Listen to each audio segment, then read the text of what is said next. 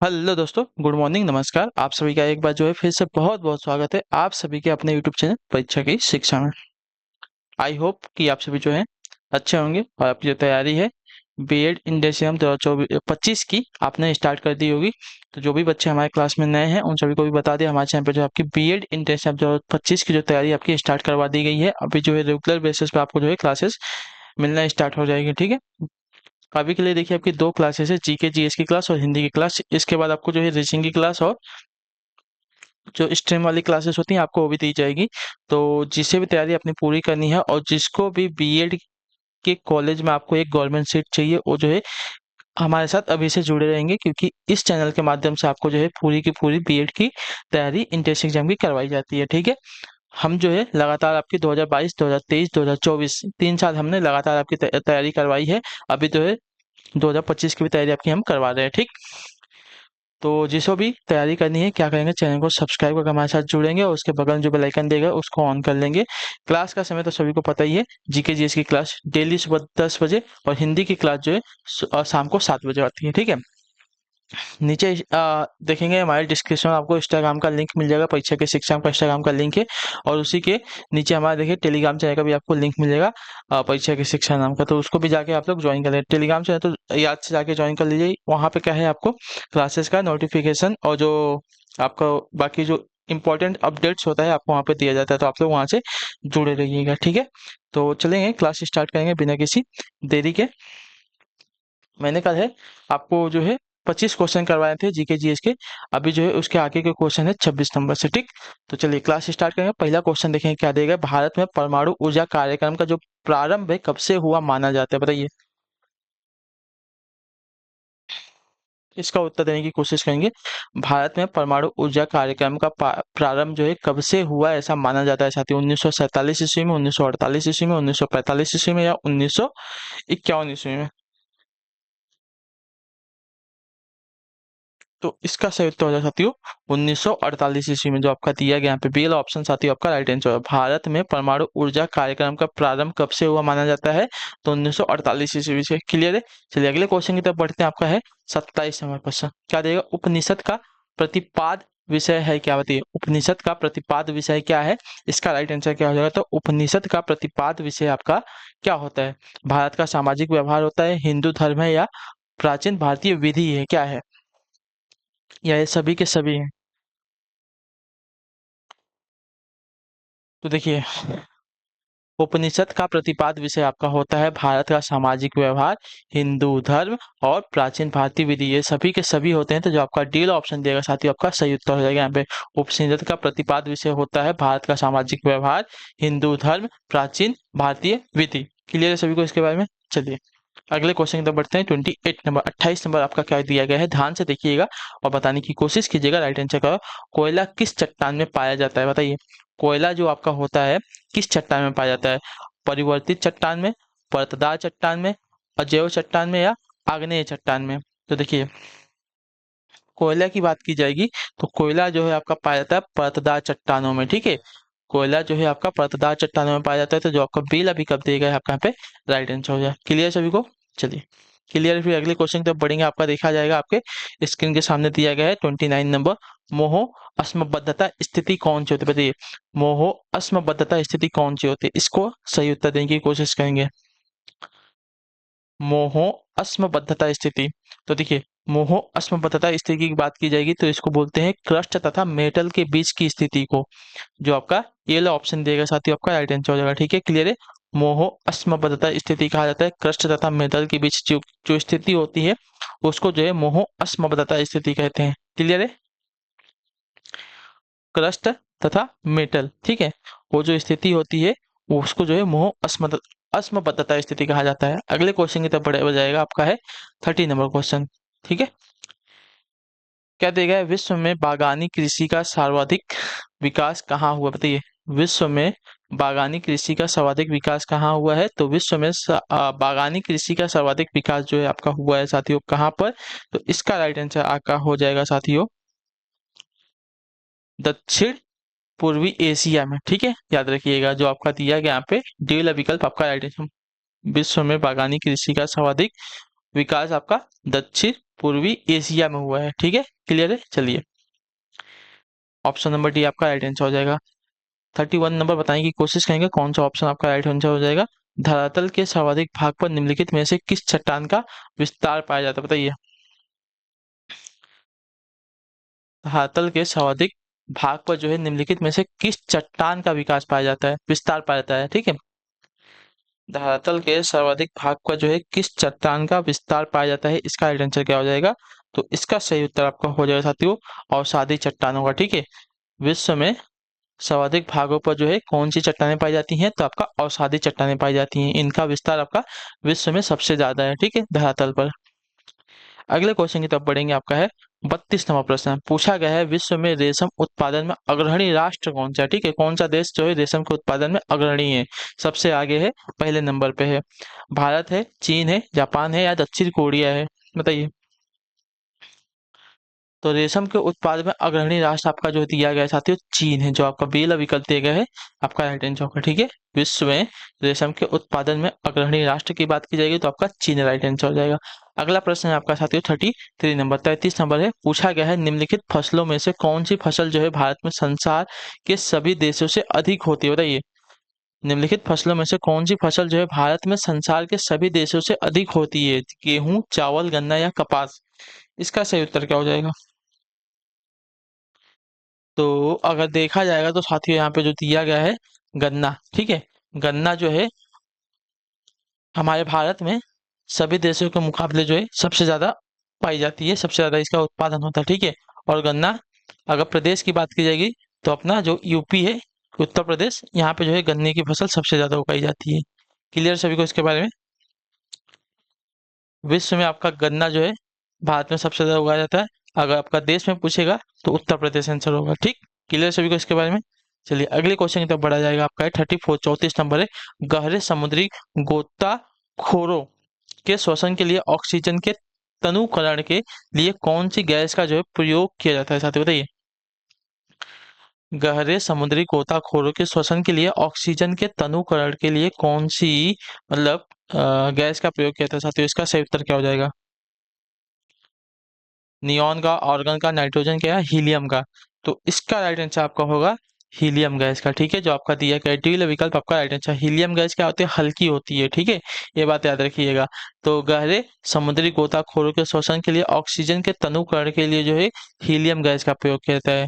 ठीक है, helium gas वजन में हल्की होती है, इसकी वजह से इसका जो है प्रयोग किया जाता है। ठीक है, चलिए अगले क्वेश्चन की तरफ बढ़ेंगे। 35 नंबर है। आर्द्रता को मापने के लिए किस उपकरण का प्रयोग किया जाता है, बताइए। आर्द्रता को मापने के लिए किस उपकरण का प्रयोग किया था, इसका सही उत्तर देने की आप लोग कोशिश कीजिए फटाफट। आर्द्रता, देखिए, आर्द्रता को मापने के लिए जो आपका हाइग्रोमीटर का उपयोग किया था। ठीक है, हाइग्रोमीटर। आर्द्रता किससे मापी जाती है, तो हाइग्रोमीटर से। क्लियर है सभी को यहाँ तक। चलिए अगले क्वेश्चन की तरफ बढ़ेंगे। आपका है 36, 36 नंबर क्वेश्चन पे उत्तर देने की कोशिश कीजिएगा। राइट आंसर का हो जाएगा क्रीम सेपरेटर में दूध में से वसा को किस कारण से अलग किया जा सकता है, बताइए। क्रीम जो होता है, मतलब क्रीम सेपरेटर जो होता है, उसमें जो है दूध में से वसा को कैसे अलग किया जाता है, किस कारण से अलग किया जाता है। संसंजक बल, गुरुत्वीय बल, अभिकेंद्रक बल या अपकेंद्री बल। तो क्रीम सेपरेटर में दूध में से वसा को जो है अपकेंद्री बल के कारण जो है अलग किया जाता है। ठीक है, तो जो आपका दिया गया यहाँ पे डी वाला विकल्प आपका राइट आंसर हो जाएगा। ठीक, क्लियर है सभी को। क्रीम सेपरेटर में जो है, क्रीम सेपरेटर में दूध में से वसा को जो है अपकेंद्री बल के द्वारा अलग किया जाता है। ठीक, अगला है आपका 37 नंबर, बताइएगा राइट आंसर होगा। बाजार कीमत किससे संबंध होती है, बताइए। बाजार कीमत जो है किससे संबंध होती है, तो बाजार कीमत का जो संबंध है आपका साथियों, राइट आंसर हो जाएगा साथियों अत्यधिक अल्प अवधि से। ठीक है, बाजार कीमत किससे संबंध होती है, तो अत्यधिक अल्प बल से, अल्प अवधि से। ठीक है, तो जो आपका ए वाला विकल्प देगा आपका राइट आंसर होगा। ठीक, क्लियर है। चलिए, बाजार कीमत जो है किससे संबंध होती है, तो अत्यधिक अल्प अवधि से। क्लियर। अगला है आपका है 38 नंबर प्रश्न, बताने की कोशिश करेंगे साथियों। राइट आंसर होगा दक्षिण भारत में सन ग्रुप द्वारा अधिग्रहण की गई एयरवेज कंपनी कौन सी, बताइए। दक्षिण भारत में सन ग्रुप द्वारा अधिग्रहण की गई एयरवेज कंपनी कौन सी है? Go Air, Indigo, spice jet या जेट एयरवेज? तो देखिए इसका राइट आंसर आपका हो जाएगा स्पाइस जेट, जो आपका दिया गया यहाँ पे सी वाला विकल्प आपका राइट आंसर हो जाएगा। ठीक है, क्लियर होगा इसके बारे में। दक्षिण भारत में सन ग्रुप द्वारा अधिग्रहण की गई एयरवेज कंपनी आपकी हो जाएगी स्पाइस जेट। ठीक है, क्लियर है। सन ग्रुप द्वारा अधिग्रहण की गई एयरवेज कंपनी आपकी स्पाइस जेट हो जाएगी। 39 नंबर प्रश्न है आपका, बताने की कोशिश करेंगे, ध्यान से देख के उत्तर देने की कोशिश कीजिएगा। राइट आंसर होगा भारत इसलिए धर्मनिरपेक्ष राज्य है क्योंकि इस देश में क्या होता है, बताइए। भारत इसलिए धर्मनिरपेक्ष राज्य है क्योंकि इस देश में क्या है, राज्य का कोई धर्म नहीं है, धर्म समाप्त कर दिया गया है।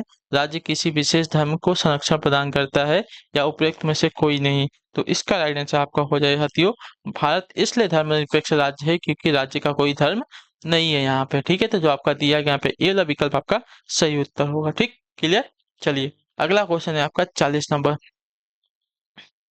क्लाइव को बंगाल का गवर्नर बनाया गया कब, बताइए। क्लाइव को जो है बंगाल का गवर्नर कब बनाया गया था, इसका सही उत्तर दीजिएगा। सही उत्तर क्या हो जाएगा? तो क्लाइव को बंगाल का गवर्नर बनाया गया था सन 1758 ईस्वी में, जो आपका सी वाला विकल्प देगा साथियों आपका राइट आंसर। क्लाइव को बंगाल का गवर्नर आपका सन 1758 ईस्वी में बनाया गया था। ठीक है, क्लियर है यहाँ तक। 1758 ईस्वी में क्लाइव को जो है बंगाल का गवर्नर बनाया गया। अगला क्वेश्चन है आपका 41 नंबर, 41 नंबर, भारत का प्रथम गवर्नर जनरल कौन था? चलिए क्लाइव की बात हो गई, उसको 1758 ईस्वी में बनाया गया था। और भारत का प्रथम गवर्नर जनरल कौन था, इसका राइट आंसर क्या हो जाएगा?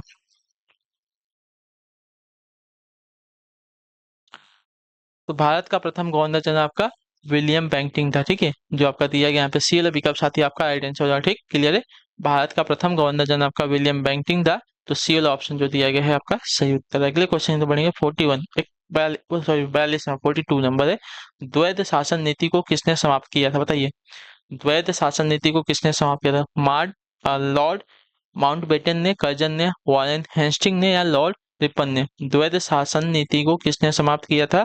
तो द्वैध शासन नीति को समाप्त करने वाला था आपका वॉरेन हेस्टिंग। ठीक है, जो आपका दिया गया सी वाला विकल्प आपका राइट आंसर है।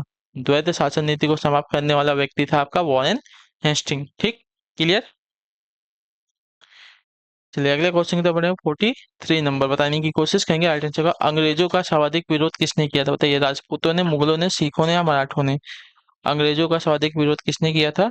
तो अंग्रेजों का सर्वाधिक विरोध जो है करने वाला व्यक्ति थे मराठों ने किया था। ठीक है, अंग्रेजों का सर्वाधिक विरोध किसने किया था? तो मराठों ने किया था, जो आपका डी वाला विकल्प दिया गया है आपका राइट आंसर हो जाएगा। ठीक, क्लियर है, हाँ या ना? चलिए यहाँ तक क्लियर है। फिर अगले क्वेश्चन की तरफ बढ़ेंगे। आपका 44 नंबर, क्या देगा? एक मार्क किसके मानक की गारंटी, बताइए। जो आपके देखिए सामानों पर एक मार्क एक बना होता है, किसके मानक की गारंटी? गुणवत्ता की, मात्रा की, वजन की या आकार की? तो देखिए एक मार्क से जो है आपकी वस्तु की गुणवत्ता मापी जाती है। ठीक है, जो आपका दिया गया यहाँ पे ये वाला विकल्प आपका राइट आंसर। ठीक है, एक मार्क जो है गुणवत्ता की मानक गारंटी देता है। ठीक है, क्लियर है। तो जो आपका ये वाला ऑप्शन दिया गया 44 पे आपका राइट आंसर हो जाएगा। ठीक, क्लियर। अगले क्वेश्चन की तरफ बढ़ेंगे। आपका 45 नंबर, क्या बताने की कोशिश करेंगे? राइट आंसर होगा काला जार का रोग वाहक कौन, बताइए। काला जार का रोग वाहक कौन है? तो काला जार का रोग वाहक अगर देखा जाएगा साथियों, तो आपका जो दिया गया है सिकता मक्खी होती है। ठीक है, सिकता मक्खी जो आपकी काला जार का रोग वाहक होती है, सिकता मक्खी। ठीक है, इसके द्वारा जो आपकी कौन सी बीमारी फैलती है? तो काला जार नाम की जो है बीमारी फैलती है सिकता मक्खी के द्वारा। ठीक है, क्लियर है। 45 हो गया।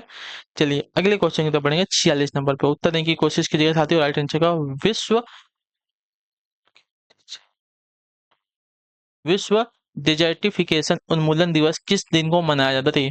विश्व डिजर्टिफिकेशन उन्मूलन दिवस जो है किस दिन को मनाया जाता है? तो ये मनाया जाता है आपका साथियों 17 जून को। ठीक है, क्लियर है। तो जो आपका पहला ऑप्शन देगा आपका राइट आंसर हो जाएगा विश्व डिजर्टिफिकेशन उन्मूलन दिवस आपका मनाया जाता है 17 जून को। क्लियर है यहाँ तक। अगले क्वेश्चन की तरफ बढ़ेंगे। आपका है 47 नंबर, यदि किसी राज्य की विधानसभा में किसी दल को पूर्ण बहुमत प्राप्त हो तो राज्यपाल किसके अनुसार कार्यवाही करेगा, बताइए। यदि यदि किसी राज्य की विधानसभा में किसी दल को सॉरी एक मिनट। यदि किसी राज्य की विधानसभा में किसी दल को पूर्ण बहुमत नहीं प्राप्त हो, ठीक है, किसी दल को पूर्ण बहुमत नहीं प्राप्त हो तो राज्यपाल किसके अनुसार कार्रवाई करेगा? तो देखिए, स्वनिर्णय यानी कि खुद के निर्णय पर जो आपका दिया गया डी ऑप्शन साथियों आपका राइट आंसर होगा। ठीक है, क्लियर है। यदि किसी राज्य की विधान सभा में किसी दल को पूर्ण बहुमत नहीं प्राप्त होता है तो राज्यपाल जो है स्वतः के निर्णय पर कार्य करेगा। ठीक है, कार्रवाई करेगा स्वनिर्णय पर। 48 नंबर, कौन सा ग्रह जो है सूर्य की परिक्रमा 88 दिनों में पूरी करता है? बताइए, एक परिक्रमा कौन सा ग्रह जो है सूर्य की एक परिक्रमा जो है 88 दिनों में पूरा करता है? साथियों इसका राइट आंसर क्या हो जाएगा? तो इसका राइट आंसर होगा साथियों बुध ग्रह, जो आपका दिया गया यहाँ पे ये वाला विकल्प आपका राइट आंसर हो जाएगा। ठीक है, क्लियर है।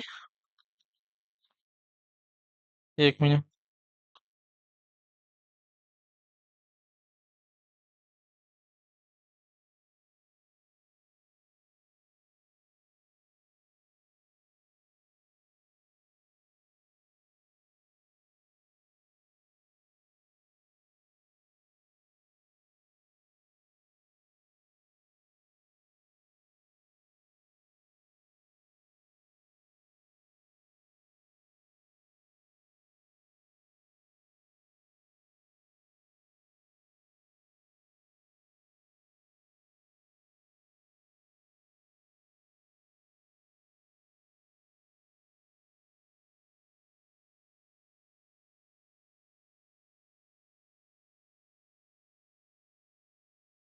चलिए, सही आंसर है आपका ऑप्शन नंबर ए। क्लियर है यहाँ तक? तो आपका अगले क्वेश्चन की तरफ बढ़ेंगे। आपका देखा जाएगा क्या पूछा गया आपका 49 नंबर, 49 नंबर। रेयॉन के विनिर्माण के लिए कौन सा मुख्य कच्चा माल प्रयोग किया जाता है? रेयॉन के विनिर्माण के लिए कौन सा मुख्य कच्चा माल प्रयोग किया जाता है? तो इसका राइट आंसर आपका हो जाएगा साथियों सेल्यूलोज, जो आपका बी विकल्प देगा आपका राइट आंसर होगा। ठीक है, क्लियर सभी को। रेयॉन के विनिर्माण के लिए आपका कौन सा मुख्य कच्चा माल प्रयोग किया जाता है? तो सेल्यूलोज का। ठीक, आखिरी क्वेश्चन है 50 नंबर, बताने की कोशिश करेंगे साथियों। आपका राइट आंसर गिद्धा जो कि नृत्य का एक रूप है किस राज्य से संबंध बताइए? गिद्धा जो कि नृत्य का एक रूप है, ठीक है, नृत्य का एक रूप है, किस राज्य से संबंध है इसका? पंजाब से, हिमाचल प्रदेश से, हरियाणा से या राजस्थान से? तो गिद्धा जो है आपका देखिए पंजाब राज्य से। ठीक है, जो आपका ए विकल्प देगा आपका राइट आंसर गिद्धा जो कि नृत्य का एक रूप है आपका किस राज्य से संबंधित? आपका राइट आंसर हो जाएगा पंजाब राज्य से। ठीक, जो आपका ए ऑप्शन दिए गए है आपका राइट आंसर होगा। ठीक, क्लियर। चलिए, तो इसी के साथ जो आपकी आज आज की क्लास है जीके जीएस की आज के यहाँ पे कंप्लीट होती है। आई होप कि आपको जो क्लास अच्छी लगी है, अच्छी लगी तो क्लास को लाइक कर देंगे, चैनल पहले चैनल को सब्सक्राइब, और हमें जो है कमेंट अपनी राय क्लास के बारे में जो है आपको क्लास कैसी लगी। ठीक, तो हम आपसे मिलते हैं आपकी अगली क्लास है, तब तक के लिए टाटा बाय बाय, जय हिंद जय भारत। आपसे क्लास से जुड़ने के लिए बहुत बहुत ही धन्यवाद साथियों।